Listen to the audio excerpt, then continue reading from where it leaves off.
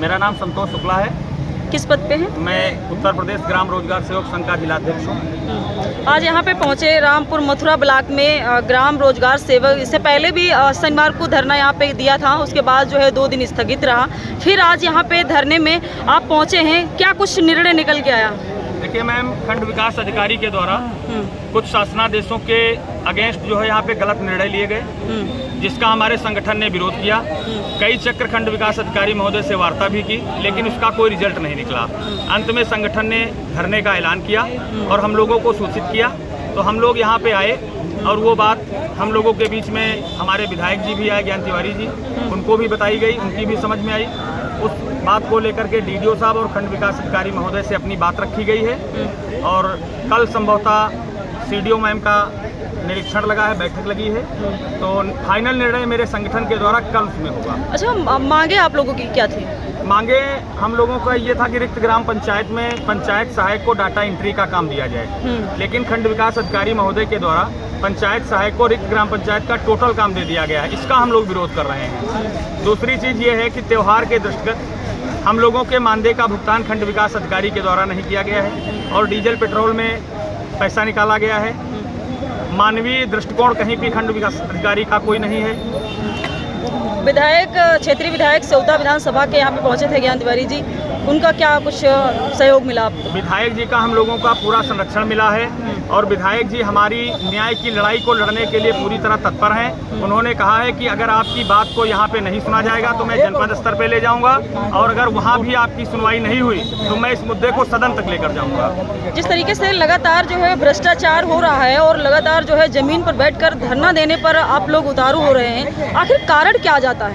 कारण देखिए मैम, ये है कि अधिकारी हम लोगों की बात को नहीं सुन रहे हैं। अगर हम अपनी बात उनसे करना चाहते हैं तो सामने तो कह देते हैं कि ठीक है ये हो जाएगा, लेकिन उसमें वो डिसीजन कोई नहीं ले पा रहे हैं। अब क्या कारण है उनके ऊपर, कहाँ से दबाव है, क्यों नहीं डिसीजन ले रहे हैं, अब ये तो उन्हीं का विषय है। लेकिन जब तक वो डिसीजन नहीं लेंगे तब तक हम लोग भी मानने वाले नहीं हैं, चाहे भले ही हमें जिले पे बैठना पड़े। कितने ब्लॉकों के ग्राम रोजगार सेवक यहाँ पे उपस्थित? आज यहाँ पे हम लोगों ने सभी रोजगार सेवकों को नहीं बुलाया था, हमने सिर्फ ब्लॉकों के पदाधिकारियों को बुलाया था। जिस दिन हमारे संगठन को ये महसूस होगा कि अब हमें सभी रोजगार सेवकों को बुलाना है तो यहाँ पे कम से कम मैं 1000 से 1500 की संख्या इकट्ठा करूँगा। आज की जो यहाँ पे बैठक हुई और जिस तरीके से आप लोगों ने नारेबाजी की, क्या कुछ लग रहा है कि न्याय मिल पाएगा आप लोग? बिल्कुल हमें न्याय मिलेगा, क्योंकि हम न्याय की लड़ाई लड़ रहे हैं, हम संवैधानिक लड़ाई लड़ रहे हैं। हम गलत अगर निर्णय की लड़ाई लड़ रहे होते तो मुझे जीत नहीं मिलती, लेकिन हम न्याय की लड़ाई लड़ रहे हैं, इसलिए मुझे पूरा भरोसा है कि मुझे न्याय मिलेगा। तो कल के लिए टाल दिया गया है, सीडीओ सीतापुर पर निर्भर हैं आप लोग, कल बात करेंगे? कल यही रामपुर मथुरा में सीडीओ मैम का निरीक्षण लगा हुआ है और रोजगार सेवक प्रधान और ब्लॉक के अधिकारियों के साथ एक बैठक भी रखी गई है। संभवतः मुझे लग रहा है कि इन्हीं सब मुद्दों को लेकर के वो बैठक रखी गई है। जिंदाबाद जिंदाबाद।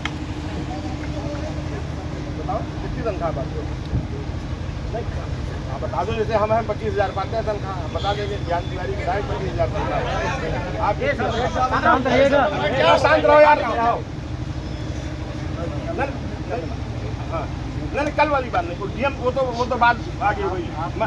मैं जो पूछ रहा हूँ बता दूँ कितनी तनख्वाह? अरे भाई मान्यवर वीडियो साहब 90,000।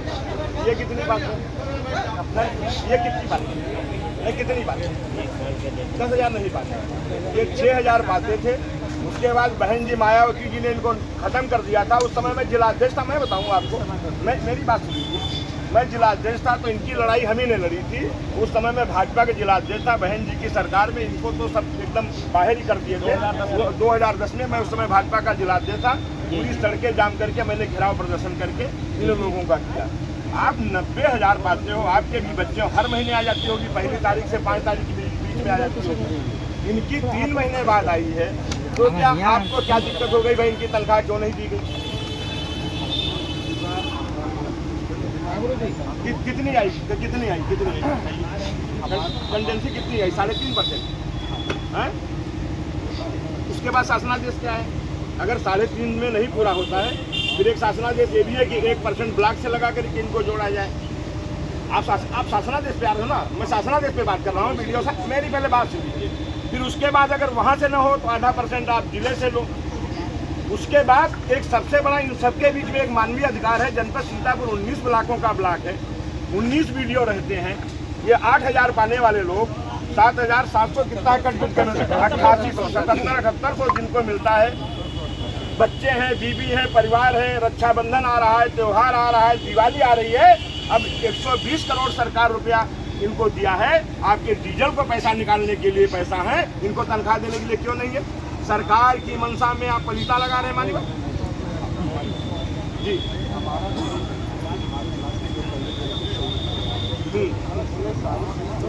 हम प्रोग्रेस 150% कर रहे थे, कभी किसी ने पूछा कैंडिडेट से कैसे दे रहे हैं, हमें बिना पूछे सब करने को चले गए।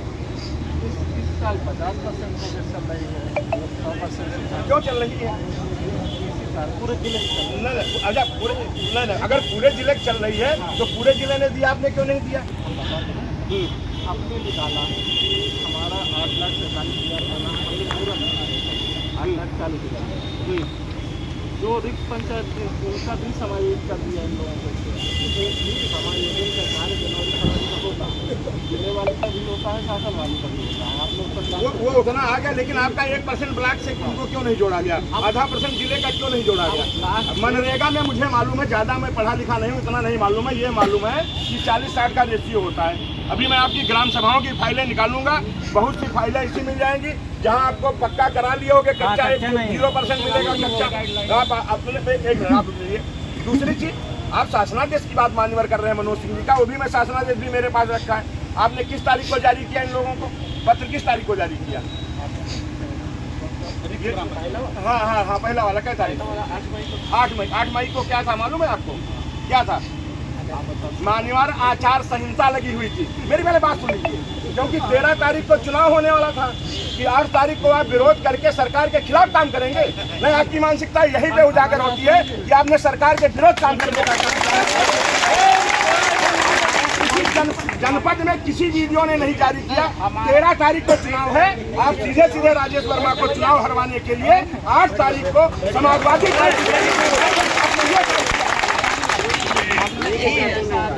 अरे भाई, तो आपने किसके आदेश जारी किया? नहीं, आपने किसके आदेश? आचार संहिता में जब मेरी बात सुनिए, जब आचार संहिता लगती, मुझे ये मालूम है जिले का मुखिया डीएम हो जाता है, और डीएम से परमिशन, अगर हमें माइक भी लगाना है, मीटिंग भी करनी होती है, तो डीएम से परमिशन के लिए बगैर हम नहीं कर सकते हैं। क्या आपने वो आदेश जारी करने के लिए डीएम या सीडीओ से या जो भी हो उससे लिया, परमिशन लिया? जी, जो भी आदेश हमने जारी किया है वो इनिशियल नहीं, ठीक है, उसकी आप बातों पे कीजिए।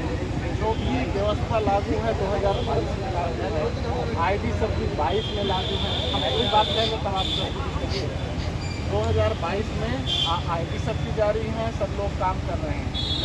जो लोग दूसरी जगह काम कर रहे हैं उनका उस ID जनरेट के क्रम में कोई जो है ऐसा पंजीकरण नहीं जारी है ब्लॉक से दूर में। तो जो भी हमने जारी किया है वो इनिशियल नहीं है। दूसरी चीज़, जब हमने जारी किया है, पहले हम जो है आचार संहिता के पूरे नियम पढ़े, अब पढ़ने के बाद हमको ये आया कि ये इसके दायरे में नहीं है, तब अच्छा ये बताइए, ये मनोज सिंह का आदेश है, इसमें पंचायत सहायक क्या करेंगे? इसमें लिखा हुआ है 20/8/22 से 30/1/22 तक समस्त ग्राम रोजगार सेवकों तथा ग्राम रोजगार सेवक न होने की स्थिति में पंचायत सहायक को डाटा एंट्री है, सिर्फ डाटा एंट्री की बात आई है, ठीक है। और रोजगार सेवक ये क्या है? जियो मनरेगा जियो टैगिंग का कार्य पूर्व की भांति ही संचालित व्यवस्था के अनुसार किया जाएगा, ये भी शासनादेश है। एक ये भी है रोजगार सेवक के लिए कि अभिलेखों का रख रखाव ग्राम पंचायत स्तर पर कराए जाने वाले समस्त कार्यों के अभिलेखों तथा 7 रजिस्टर और फला फाइल जो भी डाटा होता है रोजगार सेवक एवं पंचायत सचिव रखेगा, ठीक है, ये सही है। तो ये शासनादेश है ना, सही है। तो आप ये 3 चीज़ों को छोड़ करके एक चीज़ पकड़े हुए। नंबर एक आपने कहा कि हमारे ब्लॉक में कार्य कम हुआ। नहीं, मैं ये चीज़ हम जरा थोड़ा नए हैं, ज़्यादा हम आप लोगों चक्कर नहीं पड़ते, थोड़ा हम जानकारी कर लें। ये मनरेगा का कार्य कैसे होता है? ये पहले फाइल बनती होगी, फाइल कौन बनाता है? ग्राम पंचायत। तो ग्राम पंचायत में कौन टीए होता है, सचिव होता है, प्रधान कौन बनाता है? सचिव बनाता है। टीए का क्या काम है? एस्टीमेट बना लें। इसके बाद फिर कौन सा आगे स्टेज क्या है, स्वीकृत होता होगा, उसके बाद टेकिंग होती होगी, उसके बाद रोजगार सेवक का काम आता है। आपने रोजगार सेवक को नोटिस दे दिया, ग्राम सचिव को नोटिस क्यों नहीं दिया, टीए को नोटिस क्यों नहीं दिया? नहीं दिया है। आप लोग जिस तरीके से मोहाली और सिरौली उसके क्या कहते हैं, मोहाली और पिसावा में आप लोगों से बात करके करा रहे हो, मेरा इतना सा कहना है वीडियो साहब, मेरी बात ऐसा है, तुमसे मैं उम्र में भी बड़ा हूँ और मैं विधायक कोई जूता उठा के नहीं बना हूँ, मेरी बात समझ लीजिए। मैं संघर्ष करके विधायक बना हूँ, इसीलिए मैं इनके बीच में बैठा हूँ, क्योंकि इनकी जिंदाबाद, इनकी लड़ाई न्याय की लड़ाई है। मानवर मेरी बात सुन लीजिए, जब इनकी फाइल ही नहीं स्वीकृत है, इनका कुछ नहीं है, आप नोटिस इनको दिए पड़े हो।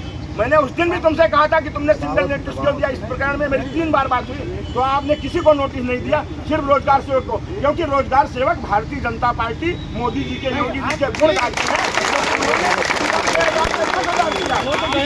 आपको मैं ये बता रहा हूँ, आपको अगर इतना समाजवाद का आपको चढ़ गया है, नहीं गलत नहीं कर रहे। अगर आपको आचार संहिता में आप मेरी बात सुन लीजिए, आचार संहिता में किसी शासनादेश को लागू करना, पर्टिकुलर एक ब्लॉक में लागू करना, ये आपकी मानसिकता पूरी तरीके से दिखा रही है कि आपके काम करने का मान्यवर तरीका क्या है। पहली चीज, मैं ऐसा नहीं कि मैं यहाँ पे बोल रहा, हाँ जी, हाँ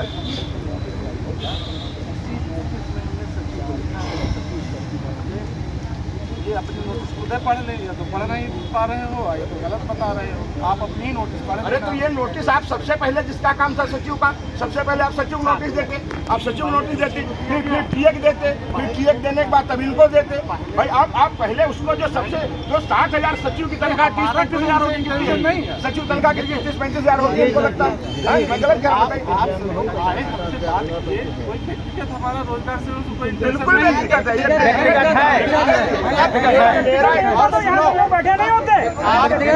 सर हम आप लोगों से कई बार बात की है, लेकिन आपने